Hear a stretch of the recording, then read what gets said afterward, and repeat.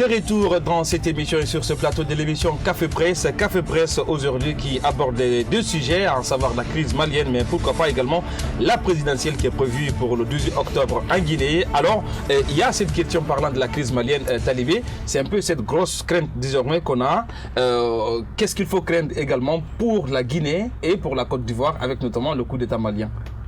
Écoutez, je rappelle tantôt que la position de Va-t-Enguerre exprimée par les présidents ivoiriens et guinéens contre ce coup d'État et contre cette gente, c'est-à-dire Va-t-Enguerre, quand il prévoit que vous réinstalliez de force un président évincé par une armée nationale, c'est que vous sous-entendez une opération guerrière contre le peuple malien. C'est ça la position Va-t-Enguerre, et je l'assume. Donc cette position, c'est une position d'arrière-garde, parce que Alpha Condé, le président Bissau-Guinée l'a rappelé, que ces présidents, ces chefs d'État qui s'expriment dans cette visioconférence, il y en a qui sont auteurs de coups d'État constitutionnels et qui visent un troisième mandat contre vents et marées au détriment du peuple et avec tout le sang déjà versé dans un pays comme la Guinée contre un troisième mandat d'Alpha Condé.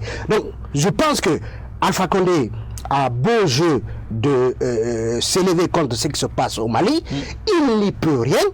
Aujourd'hui, il veut tout simplement sauver sa case. Est-ce qu'il faut avoir il veut préserver son fauteuil. Écoutez, vous savez, nous sommes dans une situation sous-régionale.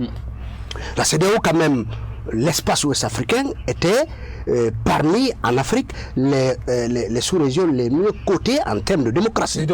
Ceux qui veulent justement donner un coup de Zarnak dans cette bonne position, c'est la Côte d'Ivoire et la Guinée, c'est-à-dire Alassane Ouattara et Alpha Condé. Alpha Condé, dont on dit qu'il attend que Ouattara fasse le pas pour qu'il se décide. S'il voulait un bon exemple, il avait déjà Mamadi Issoufou au Niger qui, depuis plus d'années, il en a fait déjà comprendre qu'il ne serait pas candidat. Et donc aujourd'hui, Alpha Condé et Ouattara doivent bien comprendre que les peuples ne peuvent pas se laisser opprimer, subjuguer de la sorte comme on le fait aujourd'hui en Guinée et comme Ouattara est en train de le faire en Côte d'Ivoire à travers cette entrevue. Oui, ce n'est pas l'effet domino de ce qui se passe au Mali. L'effet domino. Aujourd'hui en Guinée, peut-être la situation, c'est qui est d'Alpha Condé. Il a d'ailleurs suffisamment bien contribué à asseoir cette situation soporifique, c'est-à-dire c'est la division, disons, ethnique qu'il y a dans ce pays. On le sait, quand le FNDC appelle à manifester ou le FDC, c'est beaucoup plus les militants de ces Loudanais qui sont étiquetés comme étant provenant d'une région, qui sortent que d'autres. Et donc, la chance qui s'est présentée au Mali, c'est qu'il n'y a pas donc ces dissensions ethniques et que la masse qui sortait contre le régime de Ibeka savait qu'il y avait autant de Bambara que de Peul, que de Dogon et autres dans cette situation. Donc, mais en matière de malheur qui arrive à un chef d'État, souvent le départ de feu que vous minimisez, l'incendie de votre palais, pourrait partir de ce petit départ de feu, contrairement à autre chose. Oui, Kamano, oui. Tout autre c'est ce qu'il faut craindre. Parce que moi, personnellement, il faut forcément avoir peur, parce que la Côte d'Ivoire, je rappelle que les violences ont commencé, notamment dans le pays. Pour le cas de la Guinée, même si pour l'instant tout est calme, il faut dire quand même qu'il y a il y a la crise qui reste, elle est visible et tangible jusqu'à présent sur la question politique. Je crois qu'il faut avoir peur. Et la peur, elle a été mesurée à sa juste valeur par la CEDEAO, parce que la CEDEAO a demandé au président ou aux chefs d'État qui font partie donc de la zone CEDEAO de fermer les frontières. Parce que tout simplement... Mais ce n'est pas la solution. Le problème, ce n'est pas de l'extérieur à l'intérieur, mais plutôt de l'intérieur. Non, plutôt de l'extérieur. Non, pour le cas malien, le problème n'est pas venu d'ailleurs. Justement, c'est pas le cas malien.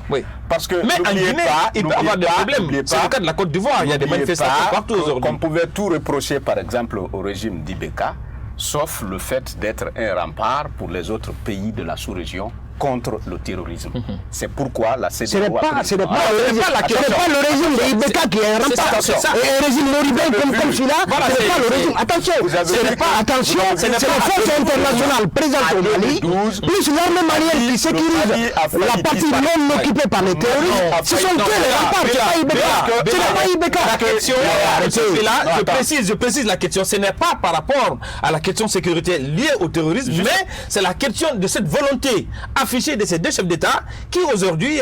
ces chefs d'État ont peur. Ces deux chefs d'État ont peur. Ouais. Ce n'est pas parce qu'aujourd'hui ils sont à la recherche... Alpha a davantage peur pour son fauteuil que de voir des terroristes traverser Bamako et attaquer la Guinée. C'est pas dans l'immédiat. C'est pas l'impression qu'il donne. Non, justement. Et nous, on lit derrière les impressions. On sait, il y a de fausses impressions. La vraie impression, c'est que ce n'est pas de voir des terroristes traverser Bamako et venir attaquer la Guinée. Ce n'est pas ça. Les pays de la sous-région fassent très attention avec ce coup d'État, parce que le coup d'État de 2012 nous enseigne des mauvais souvenirs.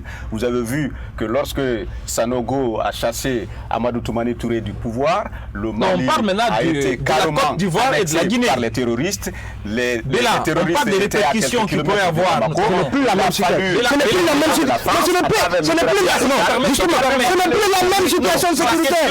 Non, au moment où tu parlais, est-ce qu'il y avait Barkhane? Est-ce qu'il y avait la MINUSCA au Mali? Ce n'est pas par rapport au Mali. Désormais, c'est cette crainte vis-à-vis de la Côte d'Ivoire et de la Guinée. Parce qu'aujourd'hui, je rappelais tantôt, à Abidjan, il y a des manifestations. En Guinée, on sait par quel moyen Alpha Condé est passé pour notamment surseoir les manifestations du FNDC. Donc du coup, il y a forcément cette peur que c'est possible qu'il y ait une certaine contagion du cas malien à ces deux pays-là. Bon, moi, je me dis que ce sont des explications qui peuvent venir peut-être de nous, mais pour le moment, selon donc la position de ces deux présidents, et selon les explications qu'ils ont pu fournir, selon l'analyse que vous êtes, c'est selon votre analyse. Est-ce que vous voyez des terroristes dans 2 mois, dans 1 mois, traverser Bamako et attaquer la Guinée? Est-ce que vous voyez? Savoir que dans cette émission, nous avons un modérateur. Oui, mais bien sûr. Acceptez que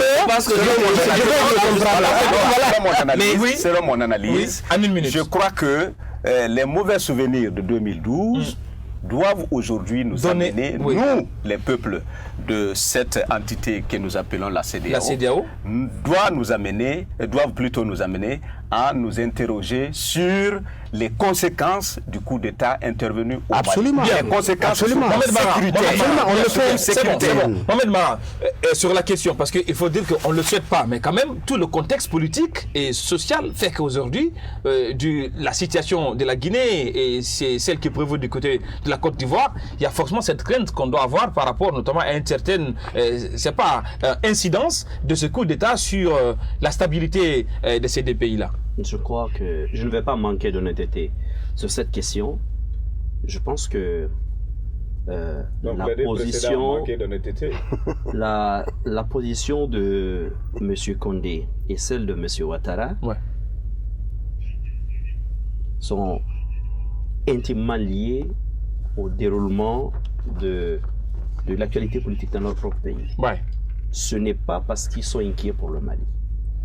Mais aujourd'hui, accepter le principe d'un coup d'État au Mali équivaudrait de facto à favoriser la même chose dans leur propre pays.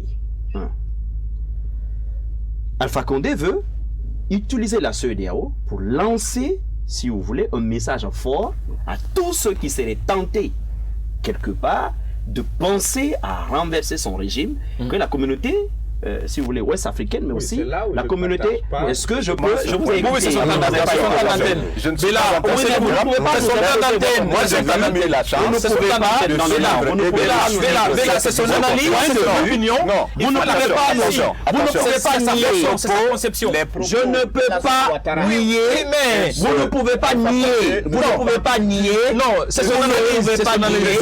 Mais là, c'est son analyse. Là, je n'entends plus un journaliste. Lui qui a introduit ton analyse. Je l'entends plus. Bella, on s'écoute Bella Kamolo. Pas notre analyse. Je dis, Bella, parce que c'est son temps de parole, Bella, s'il te plaît. Vous savez ce qui m'intéresse, c'est son temps de parole. Vous êtes quand même un mini-dictateur dans cette émission. Non, mais Bella, je vous ai écouté. C'est son temps de parole, Bella. Je vous ai écouté patiemment. Je ne vous ai pas. Alors là, vous l'écoutez, Bella. On a un modérateur, mais sauf que vous ne vous pliez pas à la modération. Je dis que M. Alpha Condé n'a peur que pour sa seule tête et pour son seul fauteuil dans cette histoire. Ce n'est pas l'avenir du Mali qui l'intéresse. Vous disiez tout à l'heure qu'il y a une crainte d'une sorte de déferlante terroriste. Je vais vous dire une chose, ça n'intéresse pas M. Alpha Condé. On a eu pire dans notre pays que le terrorisme. On a eu Ebola et plus récemment, on a eu la crise de la Covid. Vous avez vu la gestion qu'on a faite de la Covid justement, comment on l'a instrumentalisé sur le plan politique. En réalité, ce sont des crises qui ont arrangé M. Alpha Condé. C'est aussi simple que cela. Ce que je dis, vous vous demandiez, est-ce qu'il y avait un risque peut-être de voir une sorte de déferlement du terrorisme vers les côtes? Là où je vous dirais oui, c'est si la CEDEAO aujourd'hui prenait le risque inconsidéré de vouloir s'en prendre aux putschistes, au Mali.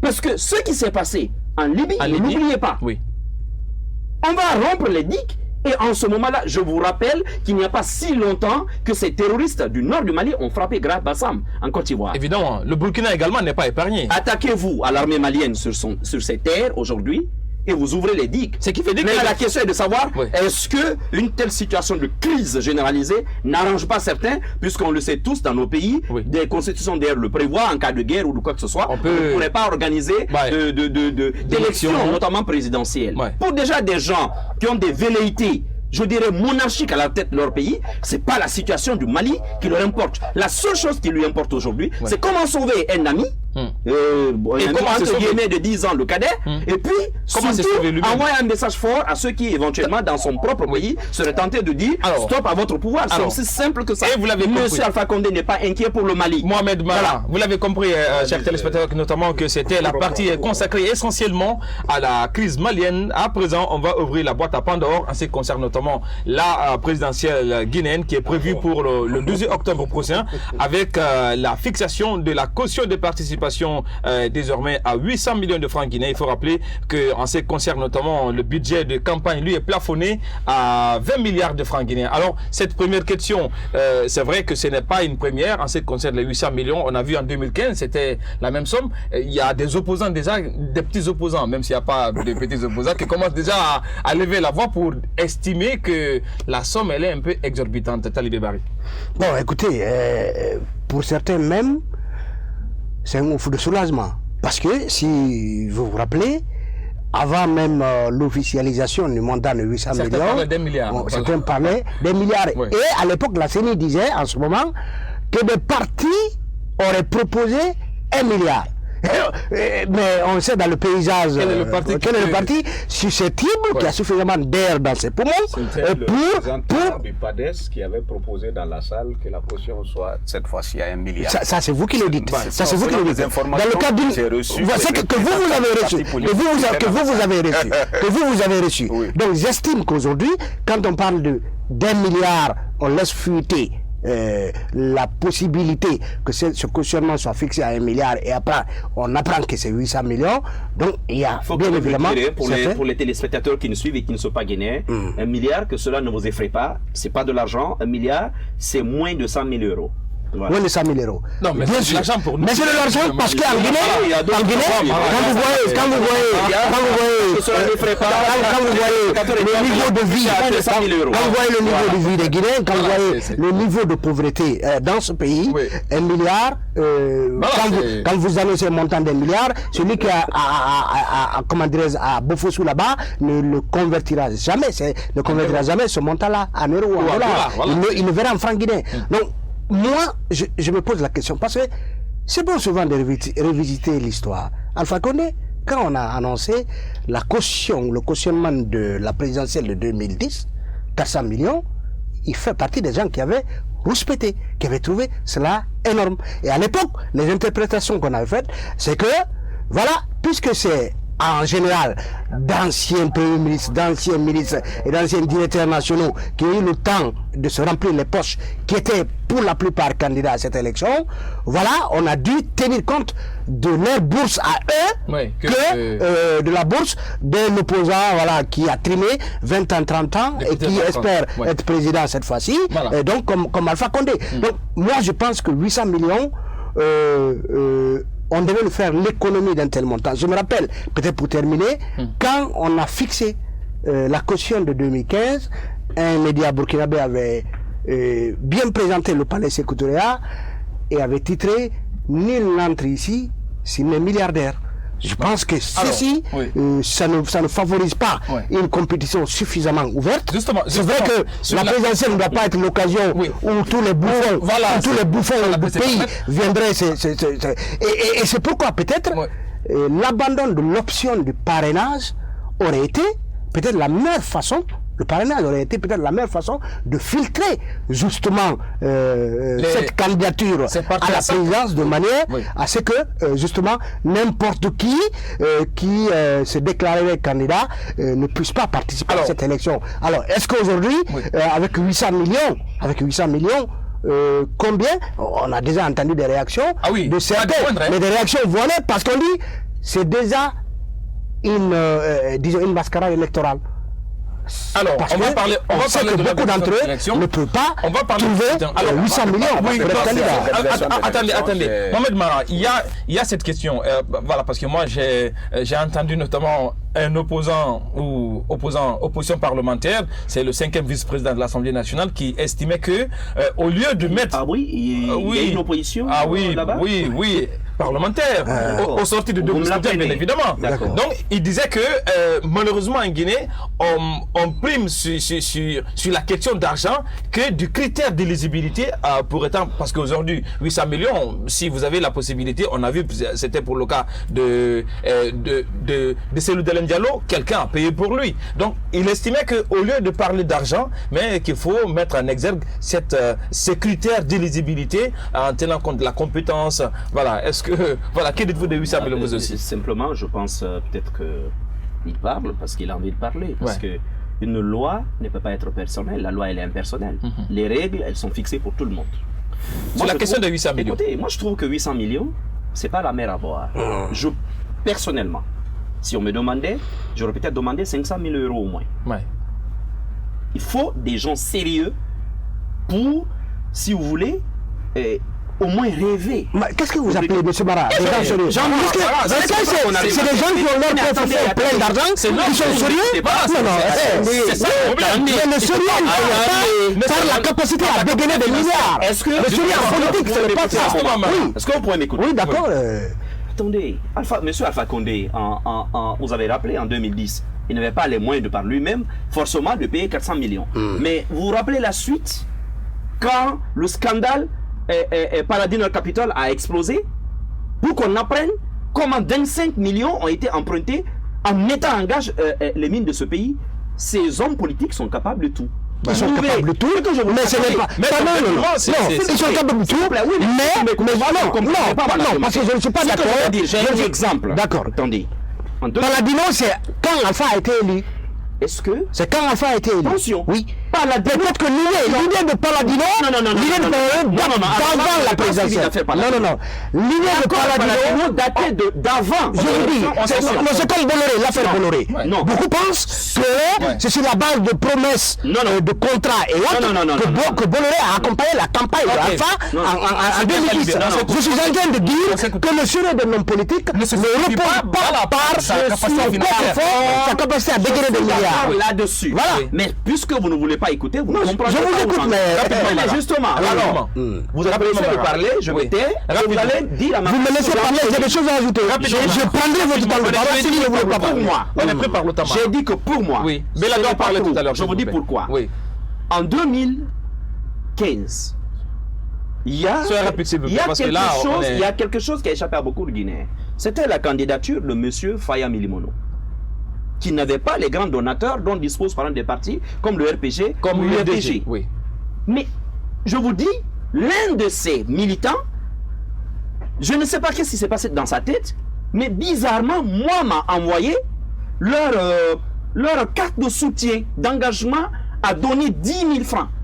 Ce que je veux vous dire, vous avez tous suivi aux États-Unis l'arrivée de M. Barack Obama. Rapidement, il a refusé la subvention de l'État parce qu'il comptait. Si vous vous sentez légitime, il comptait justement sur les Américains moyens pour financer sa campagne. Finalement, il a amassé. Ce n'est pas le cas en Guinée. On sait que en général, les militants ne cotisent pas. On sait en général, les militants pas. Voilà pourquoi je vous dis. Peu importe la caution. Oui, mais dans ce cas précis, les 800 millions, c'est exagéré. Je n'ai pas dit que ce n'est pas exagéré. Rapidement, en une minute. Je vous dis. Ça, c'est le souhait. L'idéal serait que ce soit les militants qui contribuent et que la question de candidature vienne de la contribution des militants. En une minute. Ce que je dis, c'est qu'il ne faut pas que des gens pensent au pouvoir pour le pouvoir, ce qui est en train d'arriver, vous ne comprenez pas. Vous serez étonné de voir plusieurs candidatures, parfois payées par le gouvernement, pour que les gens soient candidats. Mais ce que je veux dire, c'est que pour moi, le montant de la caution ne doit pas être un épouvantail. Ce qu'il ne faut pas cependant autoriser, c'est que le pouvoir se serve de la caution pour éliminer de facto des candidats. Mais je vous dis encore que la norme voudrait, si nous sommes organisés, que les hommes qui prétendent à des postes électifs en Guinée aillent chercher l'argent. S'ils s'estiment légitimes, qu'ils aillent chercher l'argent auprès de leurs électeurs. On n'a même pas besoin de parrainage. Parrainage dans un pays où les maires sont nommés. Malheureusement, votre critère aurait été plus efficace que de fixer un tel montant. Ils sont légitimes, ils chercher l'argent auprès de leurs électeurs. Parce qu'il y a un minimum d'affaires ici. Pourquoi les autres ne le font pas? On va s'écouter. Monsieur Mara, vous dites que c'est un minimum d'affaires. Mais c'est cette version que vous avancez. Il y en a par contre qui pensent que c'est celle où dans les cas sa caution. Ça, c'est rien n'est jamais clair. C'est la preuve. Oui, mais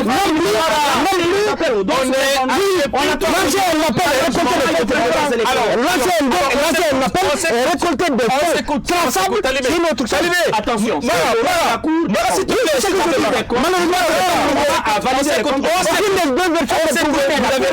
version des militants et la version épuisez votre temps. Alors, Bella Kamano, malheureusement, ils ont égrené dans votre temps. Alors, que dites-vous notamment? Là, il va falloir que... Voilà, ils jouent à l'obstruction. Allez-y. Non, mais c'est ça aussi le débat. Arracher la parole, il va falloir que le modérateur se désarme de patience. Parce que ce que je constate là, on risque de transformer la tribune en un café. Et c'est que je... Quand je parle de café, sur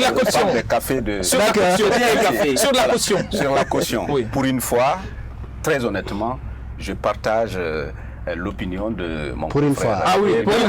Mara, parce que porter la caution à 800 millions de francs guinéens, évaluer ça en moins euros, de 80 000 euros. C'est moins de 80 000 euros. Quel est votre salaire? Bon, il ne faut pas reposer le raisonnement sur le Guinéen moyen. Vous choquez. Non, attendez, vous choquez ces Guinéens moyens en disant que 800 millions, ce n'est rien. Mais plutôt sur celui qui aspire être président. Sur celui qui aspire briguer la magistrature. Attendez, s'il vous plaît. Parce que si vous avez le président. S'il vous plaît. Le plafonnement de la campagne, c'est 20 milliards. C'est 20 milliards. Le plafonnement de la campagne, c'est 20 milliards. Mais vous savez qu'il y en a un parti, sans doute le plus blindé, qui risque d'en dépenser plus. Il en a déjà dépensé. Qu'est-ce que vous voulez dire? Non, ça m'a oublié une chose. Il faut à partir de 5%, cet argent est remboursé. Ça, il ne faut jamais l'oublier. Voilà. C'est pour obliger justement les gens à se défoncer et à aller cueillir l'argent auprès de leurs électeurs, auprès des donateurs. Et malheureusement, est-ce que le système qui est en place favorise justement les conditions ne sont pas créées. C'est ça le dommage. Pour éviter d'avoir demain ce que vous avez appelé des bouffons, ce que moi je vais appeler des énergumènes au pouvoir, il faut forcément passer par ce filtre-là. Parce que ce n'est pas 800 millions qui fait élire, c'est le peuple sait qui est bouffon. Le peuple sait qui est bouffon. C'est pas 800 milliards qui peuvent favoriser l'élection d'un bouffon. Alors, c'est le peuple qui choisit. Et le peuple sait, c'est que vous, chaque acteur politique... Malheureusement, vous le savez que le temps est assez court, on est pris par le temps et j'espère tout simplement que chez ces téléspectateurs, le débat va continuer sur la question de la caution. Et vous l'avez compris, mes invités sont largement partagés sur la question. C'est la fin de cette émission Café Presse consacrée essentiellement aujourd'hui à la situation qui prévaut au Mali avec ce coup d'État annoncé et la démission du président Ibrahim Boubacar Keïta et de son Parlement. Et également, nous avons parlé dans cette émission de la caution pour la présidentielle prévue pour le 12 octobre prochain en Guinée. Ils étaient là pour moi sur ce plateau et qui m'ont accompagné pour cet autre numéro de l'émission Café Presse. Talibé Bari, tout le plaisir a été pour moi de vous recevoir dans cette émission. Plaisir largement partagé. Alors, merci d'être passé. J'espère qu'on se retrouve la semaine prochaine. Également avec moi dans cette émission qui était là pour leur première entrée. Je pense que les téléspectateurs ont aimé et qui vont d'ailleurs exiger pour votre retour. C'est également Bella Kamano. Je rappelle que vous êtes de la radio parlementaire. Merci d'être passé dans Café Presse. Merci à mon cher également Mali, vous aussi, merci d'être passé. Et lui, moment. C'est mon nom, Mohamed Mara, journaliste indépendant. Alors merci également Mohamed Mara pour l'acceptation. J'espère également que ça ne sera pas la dernière non plus. Après le mercato. Voilà, le téléspectateur de cette émission Café Presse. Le débat continue bien évidemment chez vous sur la question de ces 800 millions, j'allais dire. Il ne me reste qu'à vous dire merci pour votre aimable attention et j'espère tout simplement que cette émission va vous permettre de prendre position sur ces sujets avec responsabilité. On se reprend la semaine prochaine dans cette émission avec d'autres confrères pour passer en revue l'actualité de la Guinée, pourquoi pas sur le continent et ailleurs. Merci pour votre aimable attention. À bientôt.